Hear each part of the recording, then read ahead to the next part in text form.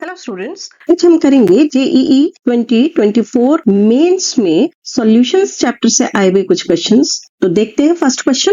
The osmotic pressure of a dilute solution is at 7 into 10 to the power 5 pascals at 273 Kelvin. Osmotic pressure of the same solution at 283 Kelvin is 10 to the power 4 Newton's per metre square की terms में answer देना है। अब इस question में osmotic pressure given है एक dilute solution का 7 into 10 to the power 5 pascals 273 kelvin पर। ऑस्मोटिक प्रेशर बताना है सेम सॉल्यूशन का 283 केल्विन पर 10 to the power 4 Newton's per metre square की टर्म्स में।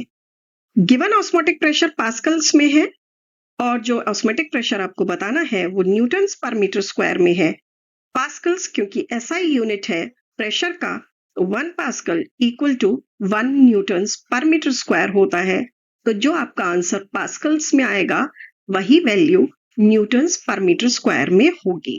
ऑस्मोटिक प्रेशर के लिए फॉर्मूला होता है pi equal to C R T. यहाँ पाई है osmotic pressure, C concentration of the solution, R gas constant और टी है टेम्परेचर इन केल्विन। अगर I1 है इस सॉल्यूशन का ऑस्मोटिक प्रेशर टेम्परेचर T1 पर और पाई 2 है सेम सॉल्यूशन का ऑस्मोटिक प्रेशर टेम्परेचर T2 पर, तो हमें इक्वेशन मिल जाएगी pi 1 divided by pi 2 equal to T1 divided by T2। इस इक्वेशन को रीअरेंज करें तो हमें मिलेगा pi 2 equal to pi 1 T2 divided by T1। सभी वैल्यूज पुट कर देते हैं। पाई 1 है 7 into 10 to the power 5 pascals, T2 283 kelvin, T1 273 kelvin. Calculate करें तो वैल्यू मिलेगी 72.56 into 10 to the power 4 Pascal's और वो बराबर होगी न्यूटन्स पर मीटर स्क्वायर के भी। आंसर क्योंकि 10 to the power 4 Newton's per metre square की टर्म्स में देना है, इसलिए आंसर हुआ 72.56. Solution of H2SO4 is 31.4% H2SO4 by mass and have a density of 1.25 grams per ml. The molarity of the H2SO4 solution is nearest integer पर answer देना है।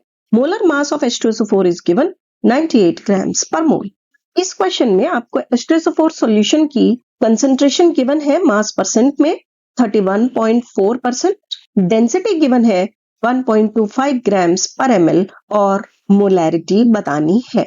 तो मोलैरिटी का फॉर्मूला आपको पता ही है, number of moles of solute divided by volume of solution, जबकि volume of solution हम लेंगे लीटर्स में। अगर वॉल्यूम हमारे पास मिलीलीटर्स में है तो हम फॉर्मूला कह सकते हैं number of moles of solute divided by volume of solution in millilitres multiplied by 1000। तो molarity will be equal to number of moles of solute divided by V। V है सॉल्यूशन का वॉल्यूम ml में multiplied by 1000।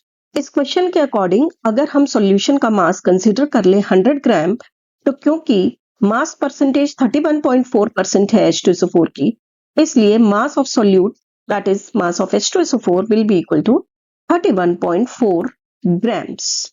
Density of solution given है 1.25 grams per ml, तो density will be equal to mass upon volume.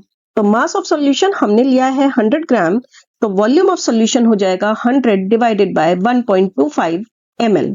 सभी values हम इस फॉर्मूले में पुट कर देंगे। नंबर ऑफ मोल्स होता है mass divided by molar mass. Mass है सॉल्यूट का 31.4 ग्राम्स, मोलर मास 98 ग्राम्स, तो number of moles of solute हो जाएंगे 31.4 डिवाइडेड बाय 98 और वॉल्यूम ऑफ सॉल्यूशन है 100 डिवाइडेड बाय 1.25 ml। तो फॉर्मूले में पुट करेंगे, वैल्यू मिलेगी 4.005। नियरेस्ट इंटीजर पर आंसर देना है, इसलिए आंसर होगा 4। The quantity which changes with temperature is molarity, mass percentage, molality, mole fraction. 4 options दिए गए हैं, करेक्ट आंसर बताना है। वीडियो नंबर 101 में हमने इस कॉन्सेप्ट को बहुत डिटेल में डिस्कस किया है एनिमेशंस के थ्रू। कोई भी कंसंट्रेशन टर्म जिसमें वॉल्यूम इन्वॉल्व हो उस पर टेम्परेचर का इफेक्ट होता है, और अगर सिर्फ मास इन्वॉल्व हो तो टेम्परेचर का कोई इफेक्ट नहीं होता। आप वीडियो नंबर 101 देख सकते हैं। इन चारों ऑप्शंस को देखें तो उसमें से मोलैरिटी टर्म को हम एक्सप्लेन करते हैं moles of solute divided by volume of solution. इसमें वॉल्यूम टर्म इन्वॉल्व है और वॉल्यूम चेंज होता है टेम्परेचर चेंज करने पर, इसलिए मोलैरिटी चेंज होगी। Since volume depends on temperature, molarity will change on change in temperature. चारों ऑप्शंस को देखें। Correct answer is molarity means option number 1। Next question discuss करने से पहले आपसे रिक्वेस्ट है कि अगर आप चैनल पर नए हैं तो प्लीज चैनल को सब्सक्राइब कर दें और बेल आइकन को भी हिट कर दें। देखते हैं next question. Substance A dissolves in solution of a mixture B and C with their respective number of moles as Na, Nb and Nc. Mole fraction of C in the solution is। 4 options दिए गए हैं। इस question में आपसे कहा गया है कि एक सब्सटेंस A डिसॉल्व किया गया है B और C के मिक्सचर में। A, B और C के नंबर ऑफ मोल्स रिप्रेजेंट किए गए हैं Na, Nb और Nc से। अब आपको इस सॉल्यूशन में C की मोल फ्रैक्शन बतानी है। मोल फ्रैक्शन को हम डिफाइन करते हैं number of moles of a substance divided by total moles of all substances present in a solution. तो मोल फ्रैक्शन ऑफ C हो जाएगी number of moles of C divided by total number of moles of all the components present, that is Na plus Nb plus Nc। चारों options को देखें तो correct answer is option number 2। Next question देखते हैं।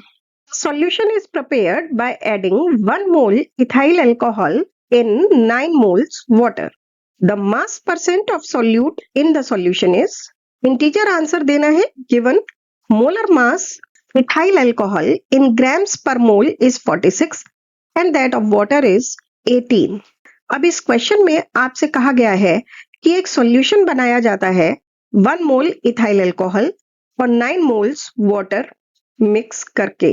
आपको इसमें mass percentage बतानी है सॉल्यूट की।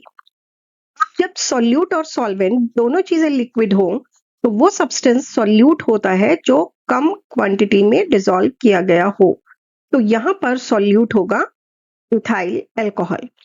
मास परसेंट का फॉर्मूला होता है mass of solute in grams divided by mass of solution in grams multiplied by 100।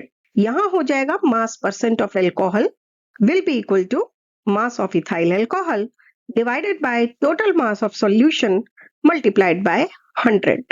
Mass होता है मोल्स इनटू मोलर मास, ये आपको पता ही है। तो मास ऑफ इथाइल अल्कोहल हो जाएगा 1 मल्टीप्लाइड बाय 46, क्योंकि इथाइल अल्कोहल का 1 मोल यूज किया है और उसका मोलर मास है 46।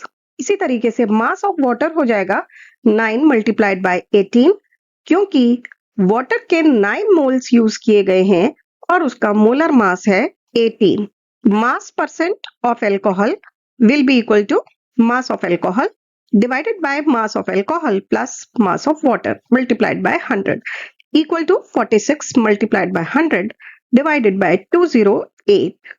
सॉल्व करेंगे तो वैल्यू मिलेगी 22.11। आंसर क्योंकि नियरेस्ट इंटीजर पर देना है इसलिए ये आंसर हो जाएगा 22। Next question. Molality of an aqueous solution of urea is 4.44 molal. Mole fraction of urea in solution is x into 10 to the power minus 3। Value of x is nearest integer पर answer देना है। इस question में अब आपसे ये कहा गया कि एक्वस सॉल्यूशन है यूरिया का और उसकी मोलैलिटी है 4.44 मोलल। यूरिया की मोल फ्रैक्शन निकालनी है सॉल्यूशन में। वैल्यू दी गई है x into 10 to the power minus 3 और आपको बतानी है वैल्यू x की। ऐसे क्वेश्चन सॉल्व करने के लिए हम डायरेक्ट फॉर्मूला यूज कर सकते हैं। फॉर्मूला होगा mole fraction of solute equal to molality into molar mass of solvent divided by 1000 plus molality into molar mass of solvent। M1 है molar mass of solvent, X2 है mole fraction of solute और small m से represent किया है molality of the solution। अब molality of solution given है 4.44, molar mass of solvent आपको पता ही है, वाटर है यहाँ पर सॉल्वेंट, उसका मोलर मास होगा 18। आप वैल्यूज पुट कर दें, आंसर मिल जाएगा डायरेक्टली। पर बाय एनी चांस अगर आपको ये फॉर्मूला याद नहीं है तो भी क्वेश्चन आप सॉल्व कर पाएंगे आसानी से। यहाँ पर आपको क्वेश्चन में दिया गया है molality of urea solution is 4.44 molar. That means 4.44 moles of urea present in 1000 grams of water।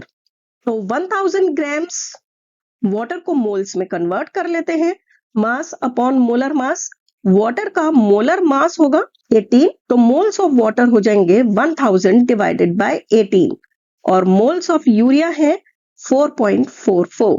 Mole fraction of urea हो जाएगा moles of urea divided by moles of urea plus moles of water, that is 4.44 divided by 4.44 plus 1000 divided by 18. This will be equal to 74 multiplied by 10 to the power minus 3 और ये value है x into 10 to the power minus 3 के बराबर। आपको बतानी है x की value जो हो जाएगी 74। Molality of 0.8 molar H2SO4 solution with density 1.06 grams per centimeter cube is 10 to the power minus 3 molar की टर्म्स में आंसर देना है। अब इस क्वेश्चन में आपको H2SO4 सॉल्यूशन की मोलैरिटी गिवन है 0.8 मोलर, मोलैलिटी बतानी है। मोलैरिटी को मोलैलिटी में कन्वर्ट करने के लिए हम डायरेक्ट फॉर्मूला यूज करते हैं। ये मैंने अपने एक वीडियो में बताया हुआ है, वीडियो का लिंक आपको आई बटन पर मिल जाएगा, डिस्क्रिप्शन बॉक्स में भी दे दूंगी। Molality equal to molarity multiplied by 1000 divided by 1000 into density minus molar mass of solute multiplied by molarity. Here rho is the density of the solution, m2 is molar mass of solute and m is molarity of the solution. बस सभी values put कर देते हैं। Molarity given है 0.8, density 1.06 और molar mass solute का 98 होगा क्योंकि सॉल्यूट है H2SO4। सॉल्व करेंगे, आंसर मिल जाएगा 815 into 10 to the power minus 3 molar. Answer क्योंकि 10 टू द पावर माइनस 3 की टर्म्स में देना है तो आंसर हुआ 815। Next, the mass of sodium acetate CH3COONA required to prepare 250 ml 0.35 molar of aqueous solution is, grams में आंसर देना है। Molar mass of sodium acetate given है 82.02 ग्राम्स पर मोल। अब आपको सोडियम एसिटेट का 250 ml 0.35 मोलर एक्वस सॉल्यूशन बनाना है। उसके लिए कितना मास चाहिए होगा सोडियम एसिटेट का, ये बताना है।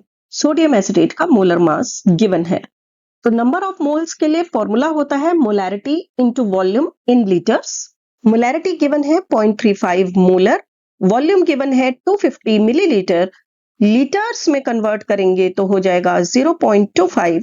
पुट करेंगे वैल्यूज, ये वैल्यू आ जाएगी number of moles and mass will be equal to number of moles multiplied by molar mass. बस दैट्स इट।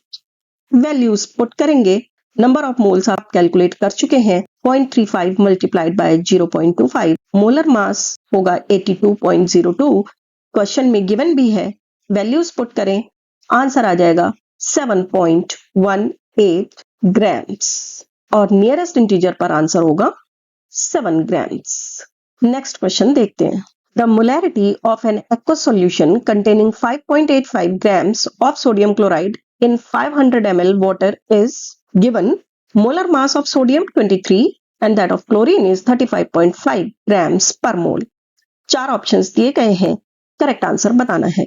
इस क्वेश्चन में एक एक्वस सॉल्यूशन में 5.85 ग्राम्स सोडियम क्लोराइड प्रेजेंट है, 500 ml वाटर में आपको मोलैरिटी बतानी है। Molarity will be equal to number of moles of sodium chloride divided by volume of solution in litres. Number of moles हो जाएंगे mass of solute divided by molar mass of solute. हम इसको ऐसे भी लिख सकते हैं, molarity equal to mass of solute divided by molar mass of solute. This will be equal to number of moles of solute divided by volume of solution in liters. Mass of solute given है 5.85 grams. Molar mass of sodium chloride will be equal to 58.5. Values put कर देंगे. यहाँ पर एक छोटा सा assumption कर लेंगे कि जो solvent का वॉल्यूम है उसी को हम सॉल्यूशन का वॉल्यूम कंसीडर करेंगे, क्योंकि यहाँ हम डाइल्यूट सॉल्यूशन की बात कर रहे हैं.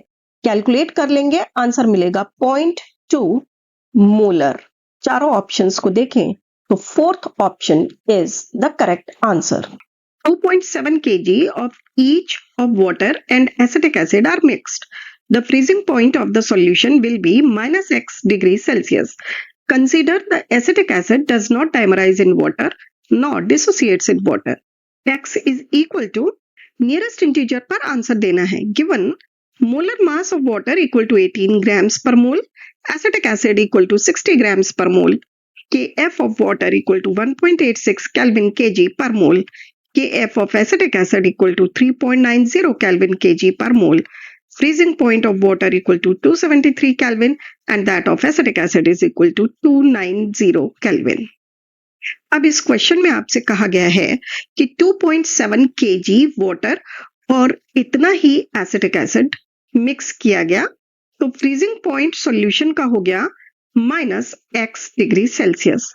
आपको कैलकुलेट करनी है एक्स की वैल्यू नियरेस्ट इंटीजर पर.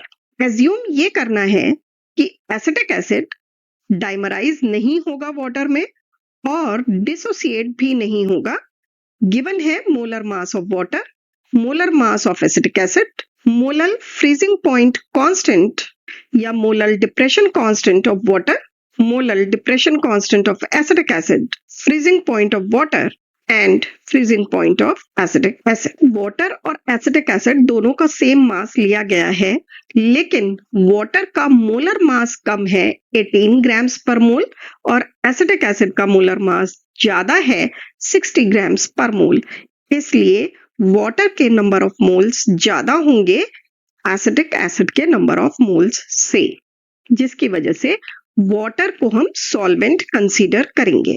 डिप्रेशन इन फ्रीजिंग पॉइंट के लिए फॉर्मूला आपको पता है, delta T F equal to K F multiplied by M होता है, जहां डेल्टा टी एफ है depression in freezing point, K F molar depression constant या मोलर फ्रीजिंग पॉइंट कांस्टेंट और स्मॉल एम से हम रिप्रेजेंट करते हैं molality of the solution. Moles of acetic acid will be equal to mass of acetic acid divided by molar mass of acetic acid. Mass of acetic acid given है 2.7 kg, grams में convert करेंगे 2700 grams divided bye 60 grams पर मोल. Calculate करेंगे, value मिलेगी 45 moles. Molality of solution calculate कर लेते हैं. Molality of solution हो जाएगा moles of acetic acid divided by mass of water in KG. Moles of acetic acid हमने अभी कैलकुलेट किए 45 moles. Mass of water KGs में गिवन है क्वेश्चन में 2.7, तो हमें मोलैलिटी की वैल्यू मिल जाएगी 16.67 moles per kg. Delta T F equal to K F into molality में ये वैल्यूज पुट कर देंगे. यहाँ के एफ सॉल्वेंट का यूज होगा और सॉल्वेंट यानी वाटर का के एफ है 1.86 केल्विन केजी पर मोल. तो के एफ की वैल्यू पुट करेंगे 1.86. मोलैलिटी ऑफ द सॉल्यूशन हुआ 16.67. कैलकुलेट करेंगे, वैल्यू मिलेगी 31.03.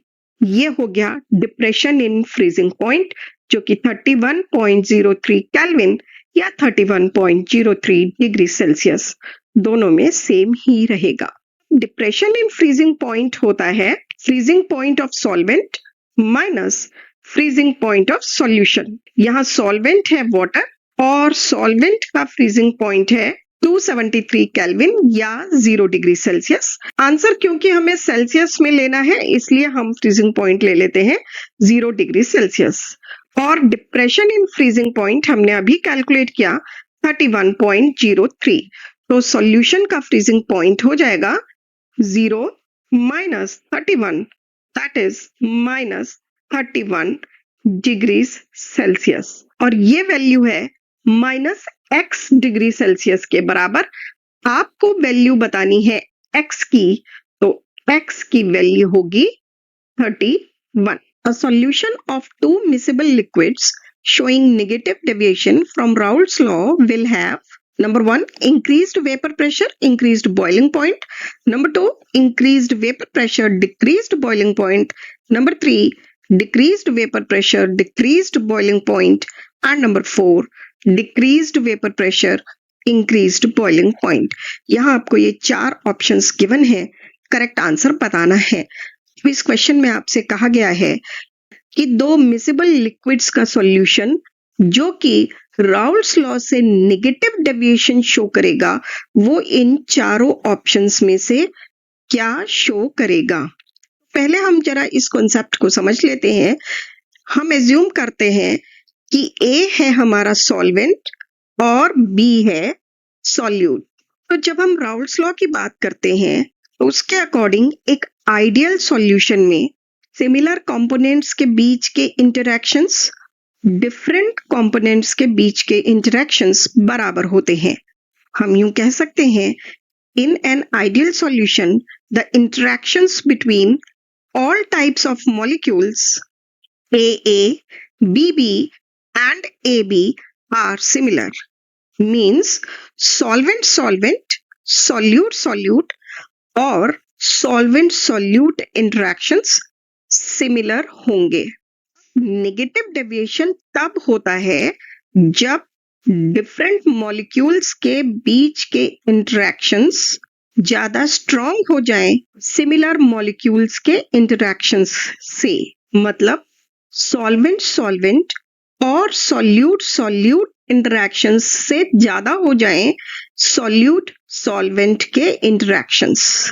तो negative deviation occurs when the interactions between unlike molecules AB are stronger than those between like molecules AA और BB.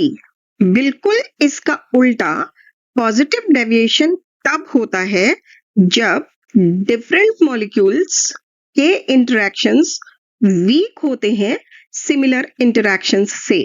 मतलब सॉल्वेंट और सॉल्यूट के इंटरैक्शंस वीक होंगे सॉल्यूट सॉल्यूट या सॉल्वेंट सॉल्वेंट इंटरैक्शन से. Positive deviation occurs when the interactions between unlike molecules AB are weaker than those between like molecules AA और BB. अब इस क्वेश्चन में हमसे नेगेटिव डेविएशन के बारे में पूछा गया है, तो हम बात करते हैं effect of negative deviation on vapour pressure. तो जब नेगेटिव डेविएशन होगा मींस जब सॉल्यूट और सॉल्वेंट के बीच इंटरैक्शंस ज्यादा होंगे सॉल्यूट सॉल्यूट या सॉल्वेंट सॉल्वेंट से, तो ये मॉलिक्यूल्स सॉल्यूशन में ज्यादा स्ट्रांगली एक दूसरे से बंधे हुए होंगे. इसका मतलब बहुत ही कम मॉलिक्यूल्स वेपर फेज में आ पाएंगे. In a solution showing negative deviation, the molecules are more tightly bound together.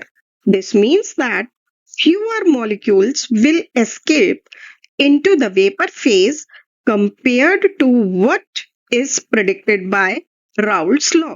अब जितने ज्यादा मॉलिक्यूल्स वेपर फेज में एस्केप करेंगे वेपर प्रेशर उतना ही ज्यादा होता है.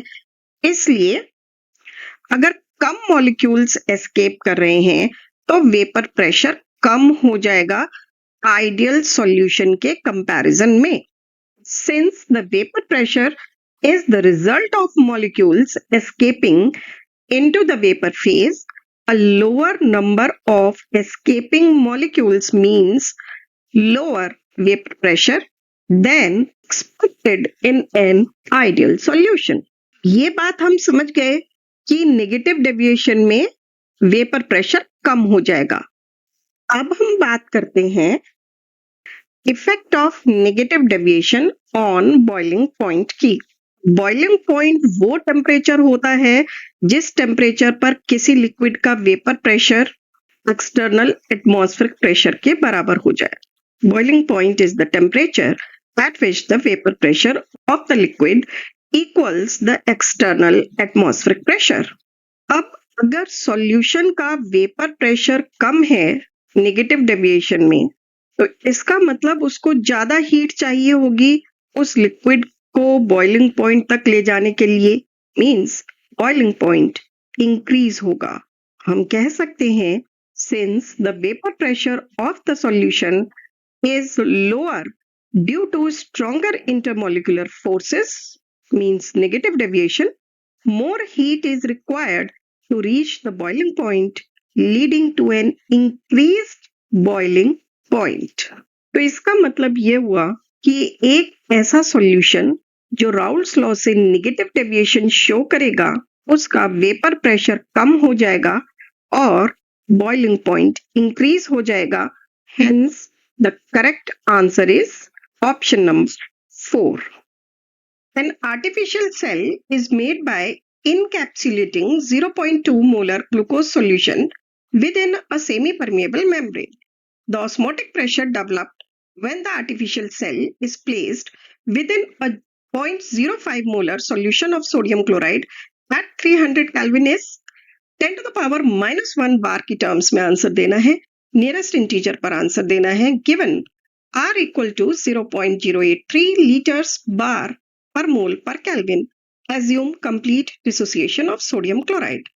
अब इस क्वेश्चन में एक आर्टिफिशियल सेल डेवलप किया जाता है एक सेमी परमेएबल मेम्ब्रेन से बने कैप्सूल के अंदर 0.2 मोलर सॉल्यूशन ग्लूकोज फिल करके।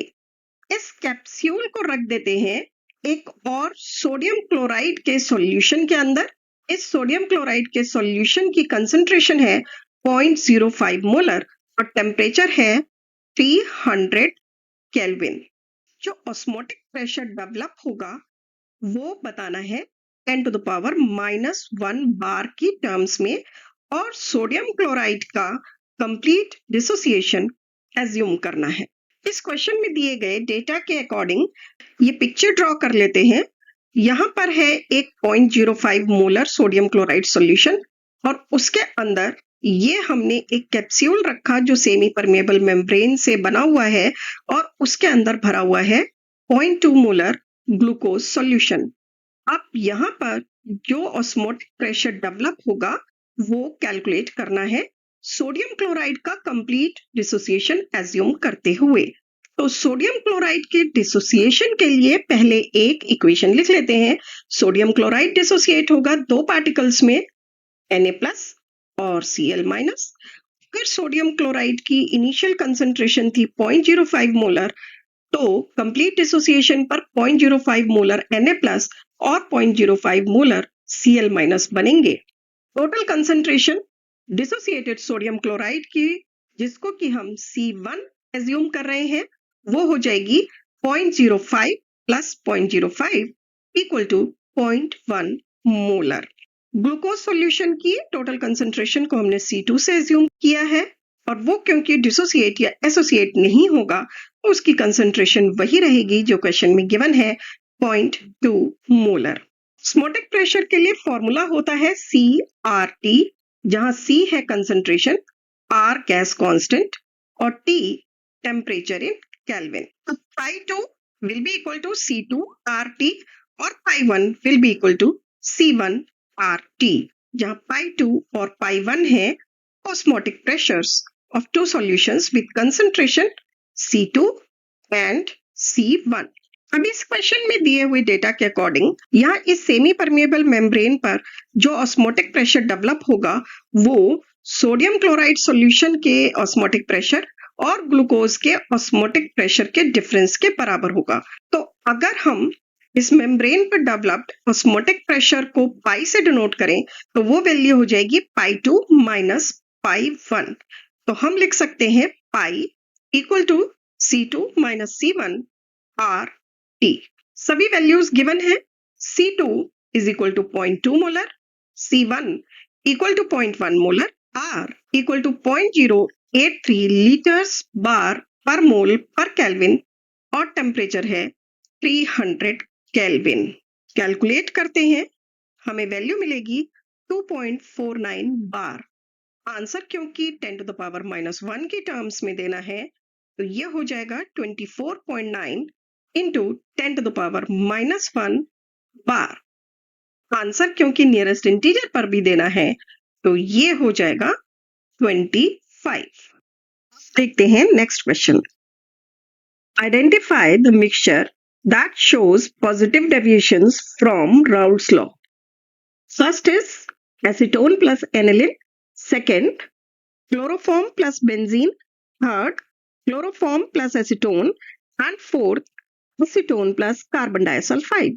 अब इस क्वेश्चन में 4 ऑप्शंस दिए गए हैं और आपको उन चारों में से कौन सा पॉजिटिव डेविएशन शो करेगा ये बताना है। पहले हम पॉजिटिव डेविएशंस की बात कर लेते हैं।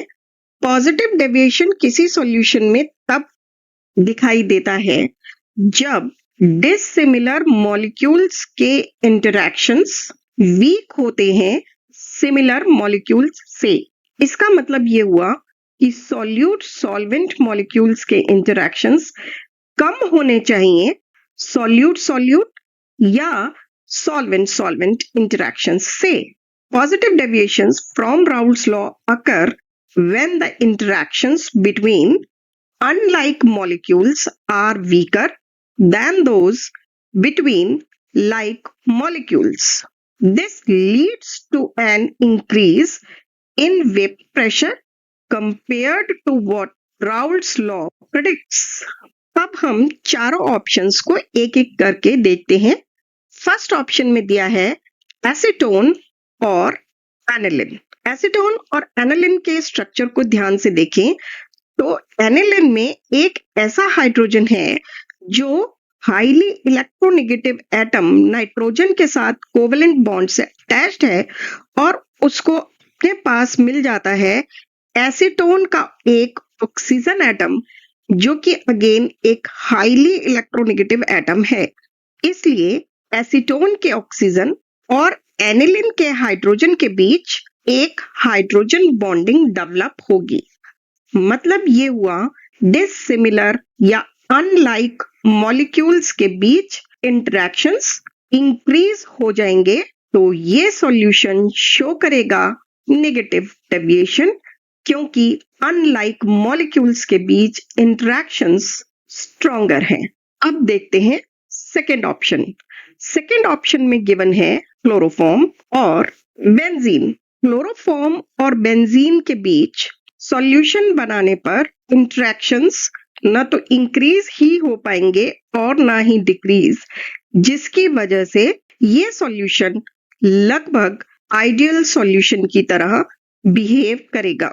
अगर हम अब ऑप्शन नंबर 3 देखें तो ऑप्शन नंबर 3 में है एसीटोन और क्लोरोफॉर्म। यहाँ पर क्लोरोफॉर्म का हाइड्रोजन एक ऐसे कार्बन से जुड़ा हुआ है जो 3 हाईली इलेक्ट्रोनेगेटिव क्लोरीन एटम से जुड़ा होने की वजह से खुद हाईली इलेक्ट्रोनेगेटिव हो जाएगा। तो अब ये एक ऐसा हाइड्रोजन है जो एक हाईली इलेक्ट्रोनेगेटिव ग्रुप से जुड़ा है और इसको अपने आसपास मिल जाता है एक highly electronegative oxygen atom acetone का। एक हाइड्रोजन बॉन्डिंग डेवलप हो जाएगी एसीटोन और क्लोरोफॉर्म के बीच। इसका मतलब फिर से यही हुआ कि अनलाइक मॉलिक्यूल्स के इंटरैक्शंस स्ट्रॉन्गर होंगे लाइक मॉलिक्यूल्स के इंटरैक्शंस के कंपैरिजन में। फिर से ये सॉल्यूशन नेगेटिव डेविएशन शो करेगा। ऑप्शन नंबर 4 देखते हैं। यहाँ बात की गई है एसीटोन और कार्बन डाइसल्फाइड की। यहाँ पर एसीटोन का जो कार्बोनिल ग्रुप है एक पोलर ग्रुप की तरह बिहेव करेगा।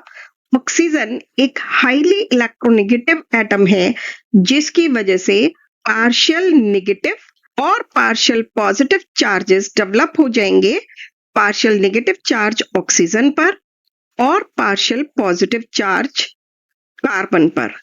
ये मॉलिक्यूल एक डाइपोल की तरह बिहेव करेगा और कार्बन डाइसल्फाइड एक लीनियर मॉलिक्यूल होगा जो कि एक नॉन पोलर मॉलिक्यूल है। वापस आ जाते हैं एसीटोन के डिस्कशन पर। तो एसीटोन मॉलिक्यूल में क्योंकि 2 पोल्स डेवलप हो गए हैं, इस पोलर मॉलिक्यूल को हम रिप्रेजेंट कर लेते हैं इस ओवल शेप से जिस पर दो पोल्स डेवलप्ड हैं, पार्शियल पॉजिटिव और पार्शियल नेगेटिव। ये एक मॉलिक्यूल हुआ एसीटोन का, ये दूसरा मॉलिक्यूल, तीसरा, और इसी तरीके से बहुत सारे मॉलिक्यूल्स। अब यहां पर आप ध्यान से देखें, इस मॉलिक्यूल का पार्शियल नेगेटिव चार्ज और इस मॉलिक्यूल के पार्शियल पॉजिटिव चार्ज के बीच डाइपोल डाइपोल इंटरेक्शंस डेवलप होंगे।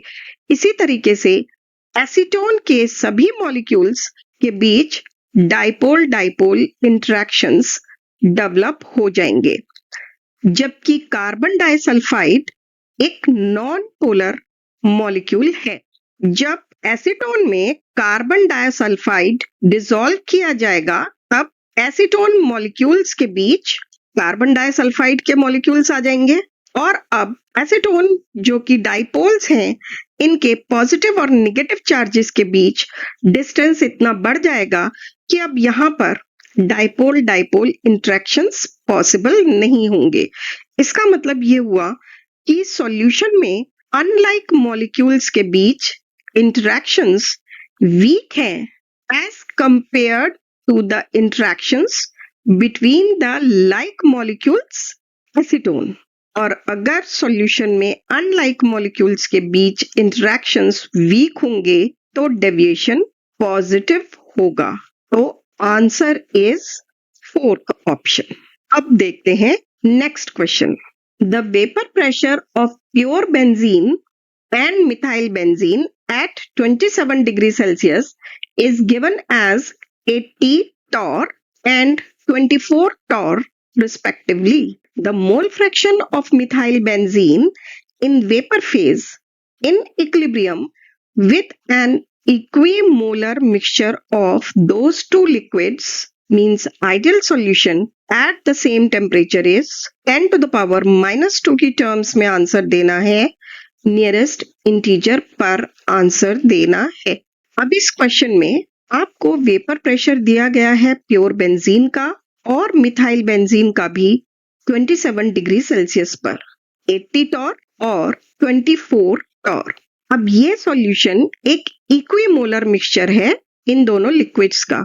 मतलब ये हुआ कि दोनों लिक्विड्स के बराबर बराबर मोल्स यूज किए गए हैं, और आपसे पूछा गया है वेपर फेज में मिथाइल बेंजीन की मोल फ्रैक्शन। ध्यान रखें, आपको बतानी है वेपर फेज में मिथाइल बेंजीन की मोल फ्रैक्शन। राउल्स लॉ पर बेस्ड क्वेश्चन है, तो vapour pressure of pure benzene P01 is equal to 80 torr, vapour pressure of pure methyl benzene P02 equal to 24 torr। ये दोनों वैल्यूज आपको question में given है। क्योंकि इक्विमोलर मिक्सचर कहा गया है बेंजीन और मिथाइल बेंजीन का, इसलिए mole fraction of benzene and methyl benzene in liquid phase is 0.5 each. अब partial vapour pressure of benzene P1 हो जाएगा Xy1 P01। Xy1 यानी मोल फ्रैक्शन ऑफ बेंजीन है 0.5 और P01 यानी प्योर बेंजीन का वेपर प्रेशर है 80। वैल्यूज पुट करेंगे, कैलकुलेट करेंगे, वैल्यू मिलेगी 40 टॉर। इसी तरीके से हम मिथाइल बेंजीन का भी पार्शियल वेपर प्रेशर कैलकुलेट कर लेंगे। P2 equal to Xy2 P02। Xy2 है mole fraction of methyl benzene in solution और P02 है प्योर मिथाइल बेंजीन का vapour pressure. Mole fraction of methyl benzene भी है 0.5 और प्योर मिथाइल बेंजीन का वेपर प्रेशर क्वेश्चन में गिवन है 24 टॉर। 0.5 इंटू 24 सॉल्व करेंगे, वैल्यू मिलेगी 12 टॉर। टोटल वेपर प्रेशर होगा partial vapour pressure of benzene plus partial vapor pressure of methyl benzene, that will be equal to 40 plus 12 equal to 52 torr। ये total vapour pressure है और इस vapour में methyl benzene की mole fraction calculate करनी है।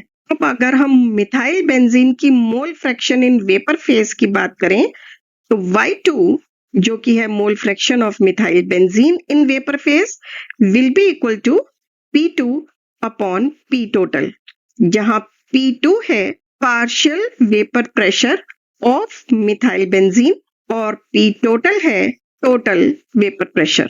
P2 की value है 12, टोटल वेपर प्रेशर है 52। वैल्यूज पुट करते हैं, सॉल्व करते हैं, वैल्यू मिलेगी 0.2308।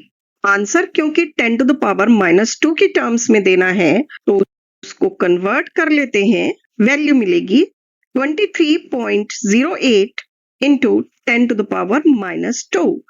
आंसर क्योंकि नियरेस्ट इंटीजर पर भी देना है इसलिए आंसर इज 23।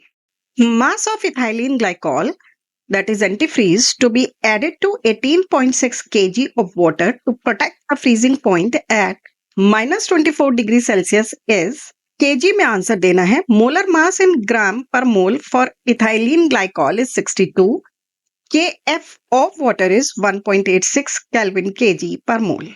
अब इस क्वेश्चन में आपको मास बताना है इथाइलिन ग्लाइकॉल का, जो कि एक एंटी फ्रीज सब्सटेंस की तरह एक्ट कर रहा है, जिसे हम ऐड करेंगे 18.6 kg वाटर में ताकि वो -24 डिग्री सेल्सियस तक फ्रीज न हो। मतलब वाटर का फ्रीजिंग पॉइंट -24 डिग्री सेल्सियस तक डिक्रीज हो सके। आंसर आपको केजी में देना है। मोलर मास ग्राम्स पर मोल में दिया हुआ है इथाइलिन ग्लाइकॉल का 62। केएफ यानी मोलर डिप्रेशन कांस्टेंट वाटर का गिवन है 1.86 केल्विन केजी पर मोल। यहाँ पर डिजायर्ड फ्रीजिंग पॉइंट है -24 डिग्री सेल्सियस। हमें वाटर का फ्रीजिंग पॉइंट डिक्रीज करना है -24 डिग्री सेल्सियस तक। नॉर्मल फ्रीजिंग पॉइंट वाटर का होता है 0 डिग्री सेल्सियस। तो जो चेंज इन फ्रीजिंग पॉइंट होगा यानी डिप्रेशन इन फ्रीजिंग पॉइंट होगा, जिसे हम रिप्रेजेंट करेंगे डेल्टा टी एफ से, वो हो जाएगा 0 degree Celsius -24 degree Celsius. That will be equal to 24 degree Celsius.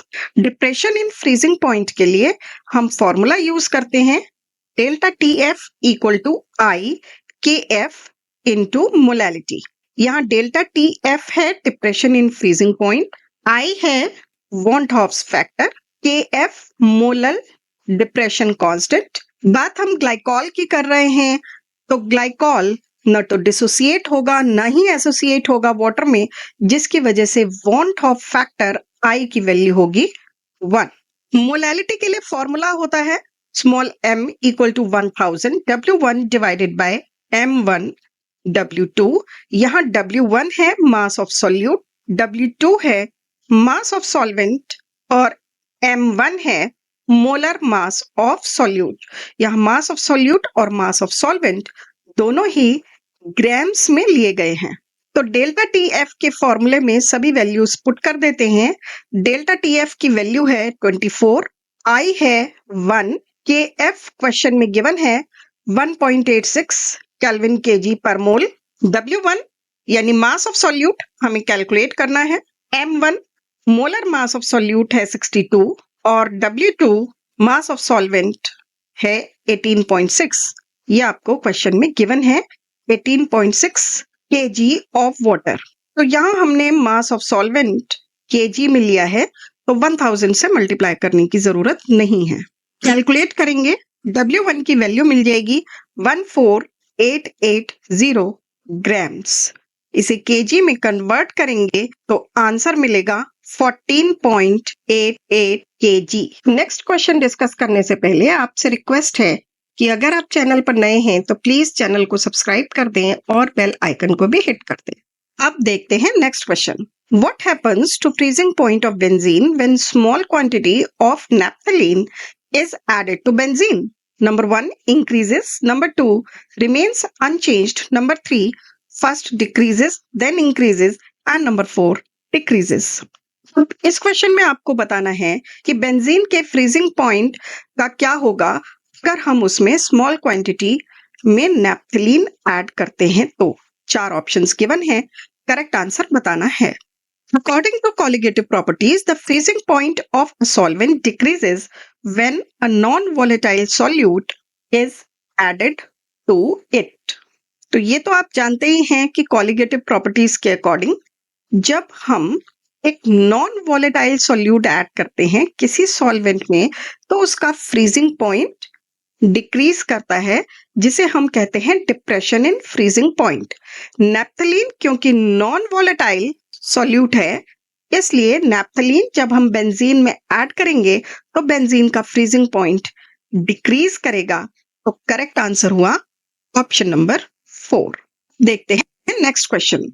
The solution from the following with highest depression in freezing point is 180 gram of acetic acid dissolved in water, 180 grams of acetic acid dissolved in benzene, 180 grams of benzoic acid dissolved in benzene और 180 grams of glucose dissolved in water। इस question में आपको 4 solutions given हैं और ये पूछा गया है कि इन चारों सॉल्यूशंस में से किस सॉल्यूशन का highest depression in freezing point होगा। Means decrease in freezing point सबसे ज्यादा किस सॉल्यूशन के केस में होगा। तो डिप्रेशन इन फ्रीजिंग पॉइंट के लिए फॉर्मूला होता है delta T F equal to I into K F into molality. यहाँ पर डेल्टा टी एफ है depression in freezing point, I van't Hoff factor, K F molar depression constant और किसी भी सॉल्वेंट के लिए मोलर डिप्रेशन कांस्टेंट यानी के एफ कांस्टेंट होता है। इसलिए डेल्टा टी एफ की वैल्यू डिपेंड करेगी आई इंटू मोलैलिटी पर। So delta T F is maximum when I into M is maximum. First option देखते हैं 180 grams of acetic acid dissolved in water. Acetic acid partially dissociates in water, so I will be slightly greater than 1. ये बात आप जानते हैं कि water में जब हम एसिटिक एसिड डालेंगे तो वो डिसोसिएट करता है। वीक एसिड है, कंप्लीट डिसोसिएशन नहीं होगा, पार्शियल डिसोसिएशन होगा। तो I की वैल्यू 1 से ज्यादा और 2 से कम होगी।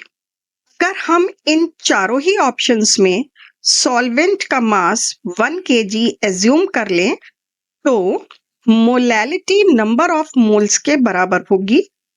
180 ग्राम्स एसिटिक एसिड डिसॉल्व करने पर टोटल मोल्स एसिटिक एसिड के हो जाएंगे 180 डिवाइडेड बाय 60, क्योंकि एसिटिक एसिड का मोलर मास होता है 60। 1 लीटर सॉल्वेंट में डिसॉल्व करेंगे तो मोलैलिटी हो जाएगी 3। तो वॉन्ट ऑफ फैक्टर क्योंकि 1 से ज्यादा है तो I इंटू एम की value will be greater than 3। Second option देखते हैं 180 grams of acetic acid dissolved in benzene. Acetic acid does not dissociate in benzene but forms dimers, so I is less than 1. Acetic acid benzene में dissociate तो नहीं करता है लेकिन associate करता है। एसिटिक एसिड के 2 मॉलिक्यूल्स मिलकर एक बड़ा मॉलिक्यूल बनाते हैं, डाइमर बनाते हैं। तो I की वैल्यू 1 से कम होगी। नंबर ऑफ मोल्स सॉल्यूट के कैलकुलेट कर लेते हैं। यहाँ पर मास ऑफ सॉल्यूट है 180 और मोलर मास एसिटिक एसिड का 60 हुआ तो नंबर ऑफ मोल्स हुए 3। सॉल्वेंट का मास हमने 1 kg एज्यूम किया है तो मोलैलिटी हो जाएगी 3। I क्योंकि 1 से कम है इसलिए I into M will be less than 3। Third option देखते हैं 180 grams of benzoic acid dissolved in benzene. Benzoic acid also forms dimers in benzene, so I is less than 1. Benzoic acid भी benzene में dimerise होता है, associate होता है। 2 molecules मिलकर एक बड़ा मॉलिक्यूल बनाते हैं। इसका मतलब I की वैल्यू कम हो जाएगी। टोटल मॉलिक्यूल्स सॉल्यूशन में सॉल्यूट के डिक्रीज हो जाएंगे। और यहाँ पर नंबर ऑफ मोल्स कैलकुलेट करें बेंजोइक एसिड के तो mass of solute divided by molar mass of solute. Mass of solute है 180 grams, molar mass of benzoic acid होता है 122, तो 180 divided by 122 will be equal to 1.48। 1 kg solvent में dissolve करें तो मोलैलिटी हो जाएगी 1.48 मोलल। I की वैल्यू क्योंकि 1 से कम है तो I इंटू एम की value will be less than 1.48. अब देखते हैं fourth option, 180 grams of glucose dissolved in water. Glucose is a normal solute. It does not dissociate in water, neither it associates in water. So I will be equal to 1. Molality की बात करें तो mass divided by molar mass. Mass of glucose is given 180 and molar mass of glucose is also equal to 180. So number of moles will be equal to 1. If we dissolve it in 1 kg of solvent, molality will also be equal to 1. अब I की value 1 है, इसलिए I into m will be equal to 1. यहाँ चारों options के लिए I into m की value को ध्यान से देखें तो हम ये देख रहे हैं कि I इंटू m की वैल्यू सबसे ज्यादा होगी फर्स्ट ऑप्शन में, और जितनी ज्यादा I इंटू m की वैल्यू होगी उतना ही ज्यादा डेल्टा TF यानी डिप्रेशन इन फ्रीजिंग पॉइंट होगा. इसलिए answer is 180 grams of acetic acid dissolved in water. That is option number 1. Considering acetic acid dissociates in water, its dissociation constant is 6.25 into 10 to the power minus 5. If 5 ml of acetic acid is dissolved in 1 liter water, the solution will freeze at x into 10 to the power minus 2 degrees Celsius, provided pure water freezes at 0 degrees Celsius. X is equal to, at nearest integer, molar mass of water equal to 18 grams per mole, that of acetic acid equal to 60 grams per mole, F of water equal to 1.86 Kelvin kg per mole, density of acetic acid equal to 1.2 grams per ml, density of water equal to 1 grams per centimeter cube, and acetic acid dissociates as CH3COOH gives CH3COO minus plus H plus. अब इस question में आपसे ये कहा गया है कि acetic acid water में डिसोसिएट करेगा और ऐसा करते हुए उसका डिसोसिएशन कांस्टेंट होगा 6.25 into 10 to the power minus 5. हम 5 ml एसिटिक एसिड को डिसॉल्व करेंगे 1 लीटर वाटर में, और ये जो सॉल्यूशन बनेगा इसका फ्रीजिंग पॉइंट होगा x into 10 to the power minus 2 degree Celsius, जबकि प्योर वाटर का freezing point 0 degree Celsius given है. आपको बतानी है x की वैल्यू नियरेस्ट इंटीजर पर. मोलर मास वाटर का गिवन है, एसिटिक एसिड का गिवन है, molar freezing point constant water का गिवन है, density of acetic acid 1.2 grams per ml given है, डेंसिटी ऑफ वाटर 1 ग्राम्स पर सेंटीमीटर क्यूब ही गिवन है, और एसिटिक एसिड का डिसोसिएशन होगा CH3COOH gives CH3COO minus plus H plus. यहाँ पर मास ऑफ एसिटिक एसिड कैलकुलेट कर लेते हैं. मास ऑफ एसिटिक एसिड होगा density multiplied by volume. Density है एसिटिक एसिड की 1.2 ग्राम्स पर ml और वॉल्यूम लिया है 5 ml. मल्टीप्लाई करेंगे, वैल्यू मिलेगी 6 grams. Number of moles of acetic acid calculate कर लेते हैं. वो होंगे मास of acetic acid divided by it's molar mass. Mass of acetic acid हमने अभी कैलकुलेट किया 6 grams. Molar mass of acetic acid होगा 60 ग्राम्स पर मोल. कैलकुलेट करेंगे, वैल्यू मिलेगी 0.1 मोल. क्योंकि ये एक डाइल्यूट सॉल्यूशन है और डाइल्यूट सॉल्यूशन के लिए मोलैरिटी और मोलालिटी को हम इक्वल कंसीडर करते हैं, जिसे हम कंसंट्रेशन कह सकते हैं. C से रिप्रेजेंट कर रहे हैं तो उसे रिप्रेजेंट करेंगे मोल्स पर लीटर में. नंबर ऑफ मोल्स हैं 0.1.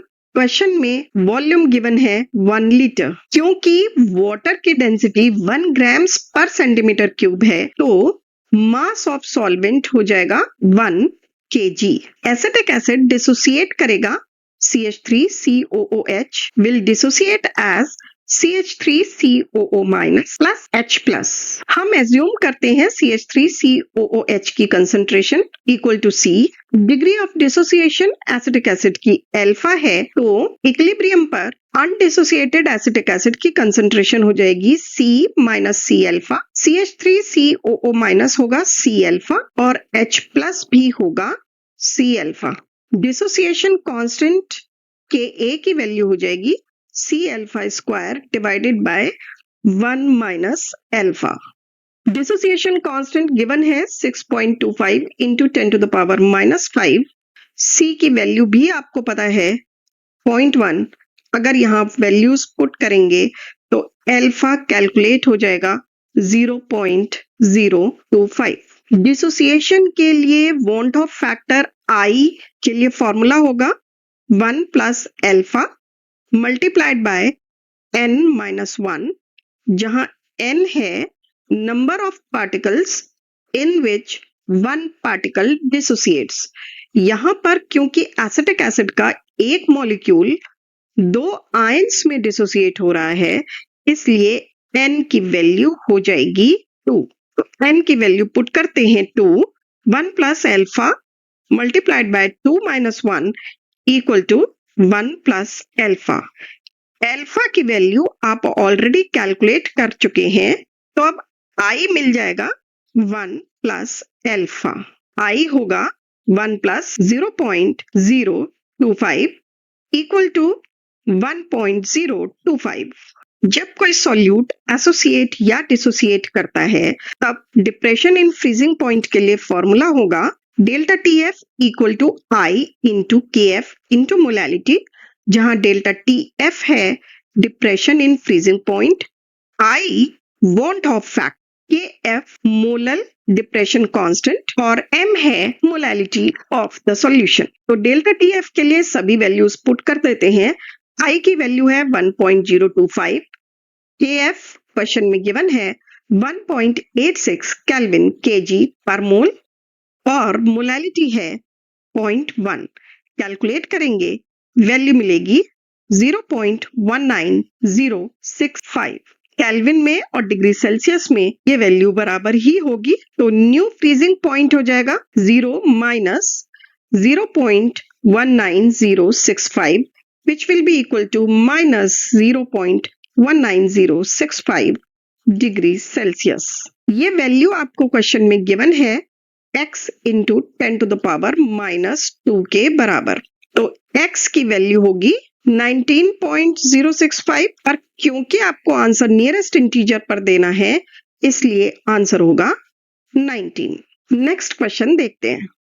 When x into 10 to the power minus 2 ml methanol with molar mass 32 grams, density equal to 0.792 grams per centimeter cube is added to 100 ml water with density equal to 1 grams per centimeter cube. The following diagram is obtained. Vapour pressure और temperature के बीच graph बनाया गया है। ये है pure solvent के लिए curve और ये है सॉल्यूशन के लिए कर्व। फ्रोजन सिस्टम का कर्व है। ये हुआ फ्रीजिंग पॉइंट ऑफ वाटर और ये हुआ फ्रीजिंग पॉइंट ऑफ मिथेनॉलिक सॉल्यूशन। आपको बतानी है x की वैल्यू नियरेस्ट इंटीजर पर। Given molar freezing point depression constant of water at 273.15 Kelvin is 1.86 kelvin kg पर मोल। इस क्वेश्चन में आपसे कहा गया है कि x into 10 to the power minus 2 ml methanol को मिक्स किया गया 100 ml वाटर में, जबकि मीथेनॉल की डेंसिटी है 0.792 ग्राम्स पर सेंटीमीटर क्यूब और वाटर की डेंसिटी है 1 ग्राम्स पर सेंटीमीटर क्यूब। ऐसे में vapour pressure versus temperature in kelvin के बीच जो ग्राफ मिलेगा वो इस तरीके से होगा। ये वाटर के लिए मींस प्योर सॉल्वेंट के लिए, ये मिथेनॉलिक सॉल्यूशन, यहाँ फ्रोजन सिस्टम। तो ये हो गया प्योर वाटर यानी प्योर सॉल्वेंट का फ्रीजिंग पॉइंट 273.15 केल्विन, और ये हुआ मिथेनॉलिक सॉल्यूशन का फ्रीजिंग पॉइंट 270.65 केल्विन। को x की वैल्यू बतानी है नियरेस्ट इंटीजर पर। Molar freezing point constant water का गिवन है 273.15 केल्विन पर 1.86 kelvin kg per mole. Mass of water will be equal to volume of water divided by density of water. Volume है 100 ml, density है 1 ग्राम पर centimetre cube, तो mass of water हो जाएगा 100 grams और 0.1 kg. Molality of solution calculate कर लेते हैं. Molality of solution होगा moles of solute, that is moles of methanol divided by mass of water in kg. Delta TF यानी depression in freezing point होगा pure solvent का freezing point minus solution का freezing point. Pure solvent का freezing point है 273.15 kelvin और solution का freezing point है 270.65 kelvin. तो डेल्टा TF हो जाएगा 273.15 माइनस 270.65 इक्वल टू 2.5 केल्विन. ये डेल्टा TF की वैल्यू है केल्विन और डिग्री सेल्सियस में सिमिलर रहेगी. मीथेनॉल क्योंकि वाटर में डिसोसिएट नहीं होगा और एसोसिएट भी नहीं होगा, इसलिए वॉन्ट ऑफ फैक्टर I की वैल्यू होगी 1 और फॉर्मूला हो जाएगा delta TF equal to KF into molality, जहां डेल्टा TF है depression in freezing point, KF molal freezing point constant of water और स्मॉल m है molality of the solution. Delta TF हमने कैलकुलेट किया 2.5, KF क्वेश्चन में given है 1.86 kelvin kg पर मोल. Molality के लिए नंबर ऑफ मोल्स हम एज्यूम कर रहे हैं n और मास ऑफ वाटर इन kg हमने कैलकुलेट किया है 0.1 kg. सभी वैल्यूज पुट कर रहे हैं, यहां से n की वैल्यू कैलकुलेट हो जाएगी 0.1344 मोल्स. मोल्स को मास में कन्वर्ट कर लेते हैं. Mass of solute means mass of methanol होगा moles multiplied by molar mass. Moles हमने अभी कैलकुलेट किए हैं 0.1344 और मोलर मास मीथेनॉल का है 32. मल्टीप्लाई करेंगे वैल्यू मिलेगी 4.3 grams. Volume of methanol equal to mass of methanol divided by density of methanol. That will be equal to 4.3 divided by 0.792. Mass of methanol हमने अभी कैलकुलेट किया 4.3 और डेंसिटी ऑफ methanol गिवन है 0.792 grams पर cc. Values put करेंगे, calculate करेंगे, value मिलेगी 5.43 ml. क्योंकि हमें ये value 10 to the power minus 2 की टर्म्स में कैलकुलेट करनी है, तो वो वैल्यू हो जाएगी 543 into 10 to the power minus 2 ml. ये x into 10 to the power minus 2 ml के बराबर है, इसलिए x की वैल्यू होगी 543. We have 3 aqueous solutions of sodium chloride labeled as A, B and C with concentration 0.1 molar, 0.01 molar and 0.001 molar respectively. The value of want of factor I for these solutions will be in the order. 4 options दिए गए हैं, correct answer बताना है. अब इस question में आपको 3 aqueous solutions दिए गए हैं सोडियम क्लोराइड के A, B और C. उनकी कंसंट्रेशंस हैं 0.1 मोलर, 0.01 मोलर और 0.001 मोलर. इन तीनों का वॉन्ट ऑफ फैक्टर I का क्या ऑर्डर होगा ये आपको बताना है. ये बात तो आप जानते हैं कि सोडियम क्लोराइड एक स्ट्रॉन्ग इलेक्ट्रोलाइट है, इसलिए सॉल्यूशन में कंप्लीटली डिसोसिएट होगा 2 आयंस में Na+ और Cl-. तो इसका मतलब ये हुआ कि उसका वॉन्ट ऑफ फैक्टर सभी सॉल्यूशंस में लगभग 2 के आसपास ही होगा. तो हम ये कह सकते हैं कि sodium chloride dissociates completely into Na+ and Cl- ions, giving a want of factor I of approximately 2. However, higher concentrations due to interionic interactions leads to I values that are somewhat less than 2. जितनी ज्यादा concentration होगी solution की, ions के बीच में attractions उतने ज्यादा होंगे, जिसकी वजह से कुछ आयंस पेयर अप हो सकते हैं और आई की वैल्यू 2 से थोड़ी कम भी हो सकती है। इसका मतलब ये होता है कि जिस सॉल्यूशन की कंसंट्रेशन सबसे कम होगी या डाइल्यूशन सबसे ज्यादा होगी, उसमें आयन पेयरिंग सबसे कम होगी और उसकी want Hoff factor value, I value सबसे ज्यादा होगी। Means solution C with concentration 0.001 molar has the highest effective I due to minimum ion pairing. तो जैसे जैसे सॉल्यूशन डाइल्यूट होता जाएगा, वैसे वैसे I वैल्यू इंक्रीज होती जाएगी। इसलिए इन तीनों सॉल्यूशंस की I वैल्यू का करेक्ट ऑर्डर होगा IA is less than IB is less than IC। अगर हम चारों ऑप्शंस को देखें तो करेक्ट आंसर हुआ option number 1। 2.5 grams of a non-volatile non-electrolyte is dissolved in 100 gram of water at 25 degrees Celsius. The solution showed a boiling point elevation by 2 degrees Celsius. Assuming the solute concentration is negligible with respect to the solvent concentration, the vapor pressure of the resulting solution is dash millimeters of mercury at nearest integer given molar boiling point elevation constant of water Kb is equal to 0.52 Kelvin kg per mole, 1 atmosphere equal to 760 millimeters of mercury and molar mass of water equal to 18 grams per mole। इस question में आपको 2.5 grams non volatile non electrolyte solute दिया गया है, जिसे dissolve किया गया 100 grams water में एट 25 डिग्री सेल्सियस। इस सॉल्यूशन का बॉइलिंग पॉइंट इंक्रीज हो जाता है 2 डिग्री सेल्सियस से। अब सोल्यूट की कंसंट्रेशन नेग्लिजिबल एज्यूम करने के लिए कहा गया है as compare to concentration of solvent, और आपसे पूछा गया है वेपर प्रेशर इस सॉल्यूशन का मिलीमीटर्स ऑफ मरकरी में नियरेस्ट इंटीजर पर। Molar boiling point elevation constant water का गिवन है 0.52 Kelvin kg per mole. 1 atmosphere pressure millimetres of mercury में गिवन है 760 millimetres of mercury.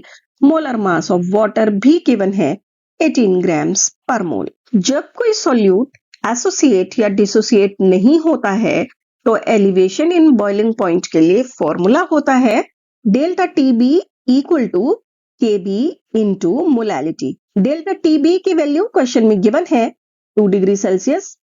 KB of water भी question में गिवन है 0.52 केल्विन केजी पर मोल। दोनों वैल्यूज यहां पुट करते हैं और मोलैलिटी कैलकुलेट कर लेते हैं 2 डिवाइडेड बाय 0.52। क्वेश्चन में आपसे कहा गया है कि सॉल्यूट की कंसंट्रेशन नेग्लिजिबल है as compare to the solvent concentration.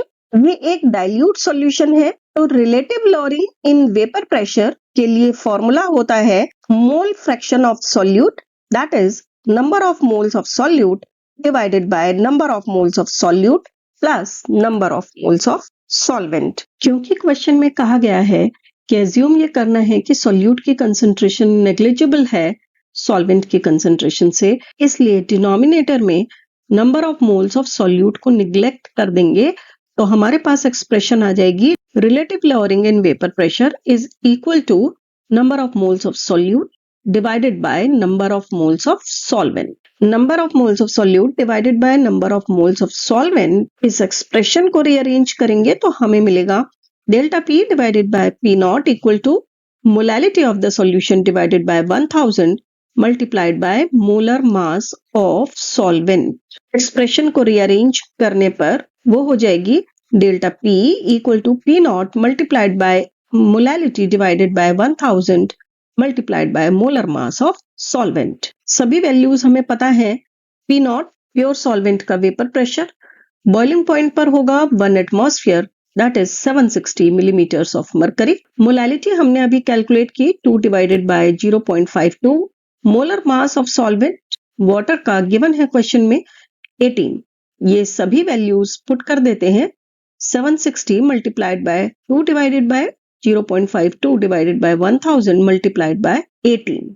Value मिलेगी 52.615। Lowering in vapour pressure delta P होता है प्योर सॉल्वेंट का वेपर प्रेशर माइनस सॉल्यूशन का वेपर प्रेशर, इसलिए हम लिखेंगे delta P equal to P nought minus P S. Delta P हमने calculate किया, पी नॉट हमें पता है, पी एस की वैल्यू हो जाएगी 760 minus 52.615 which is equal to 707.385 millimetres of mercury. Answer क्योंकि नियरेस्ट इंटीजर पर देना है इसलिए आंसर होगा 707। नेक्स्ट क्वेश्चन पर आते हैं। Consider the dissociation of the week acid HX as given below. HX aqueous gives H plus aqueous plus X minus aqueous. Ka equal to 1.2 into 10 to the power minus 5. Here Ka is dissociation constant.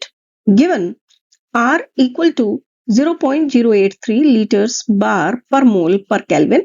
The osmotic pressure of 0.03 molar aqueous solution of HX at 300 Kelvin is dash into 10 to the power minus 2 bar at nearest integer. अब इस question में आपसे कहा गया है कि एक weak acid HX dissociate करेगा HX giving H plus plus X minus, जहां उसका डिसोसिएशन कांस्टेंट होगा 1.2 into 10 to the power minus 5।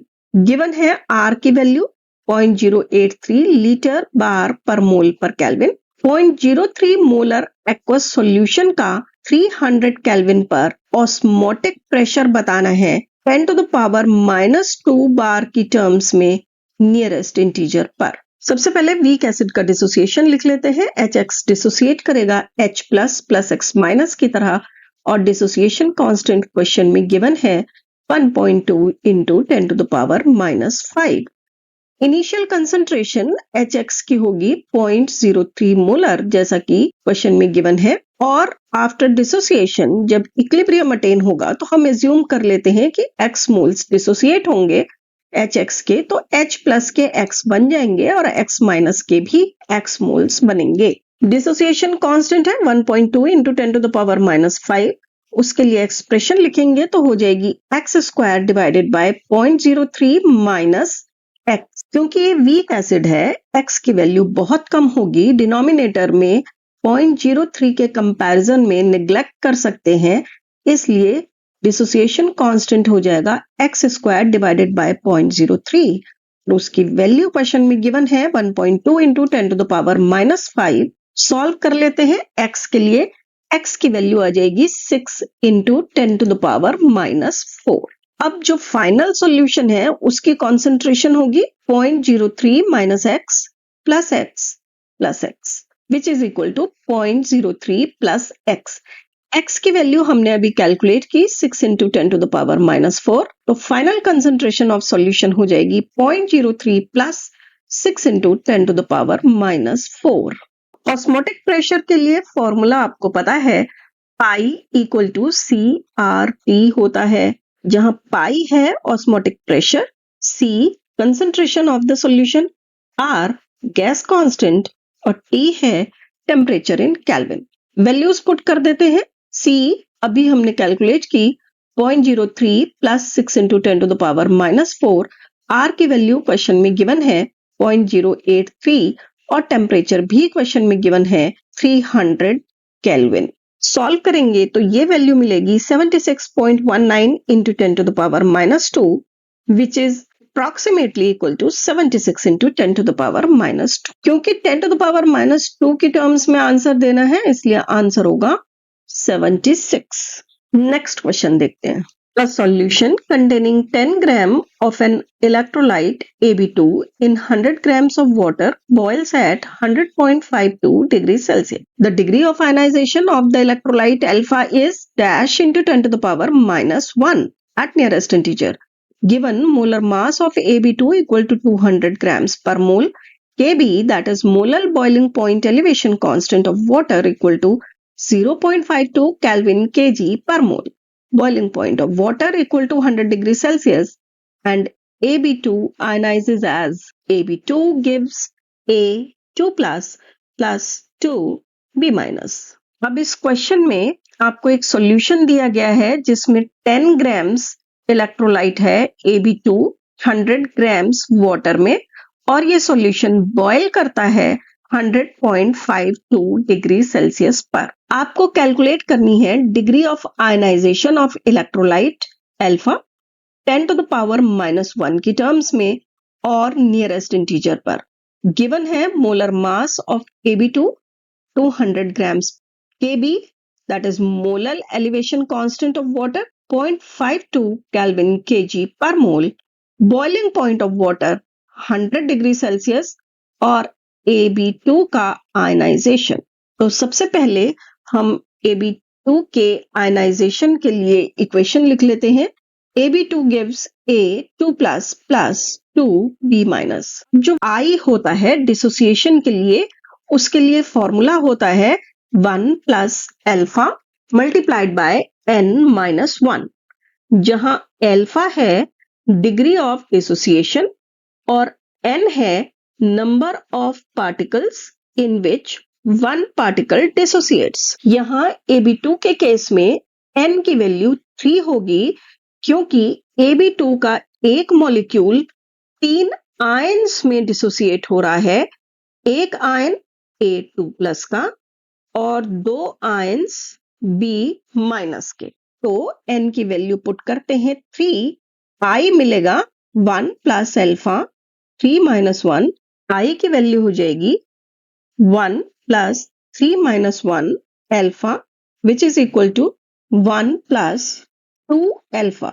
क्योंकि ये एक इलेक्ट्रोलाइट का सॉल्यूशन है तो एलिवेशन इन बॉइलिंग पॉइंट के लिए फॉर्मूला होगा delta TB equal to I into KB into small m, जहां डेल्टा TB है elevation in boiling point, I van't Hoff factor, KB molar elevation constant of water और small m है molality of the solution.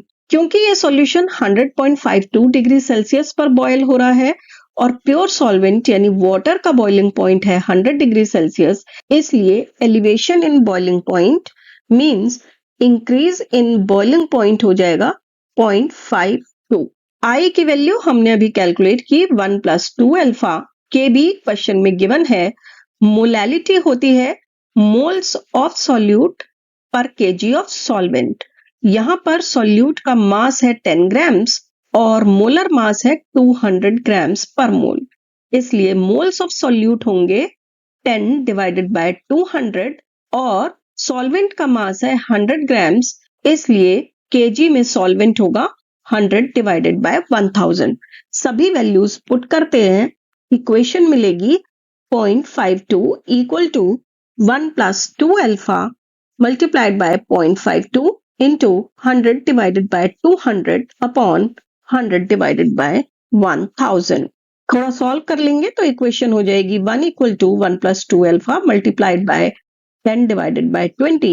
Solve करने पर alpha की value मिलेगी 0.5। Answer क्योंकि 10 to the power -1 की टर्म्स में देना है, इसलिए अल्फा हो जाएगा 5 into 10 to the power -1। तो आंसर हुआ 5। अगर आपको ठीक से समझ आया है तो प्लीज लाइक करें, शेयर करें। चैनल पर नए हैं तो सब्सक्राइब भी कर दें, बेल आइकन हिट कर दें। देखते रहें Namita chemistry classes. Bye bye.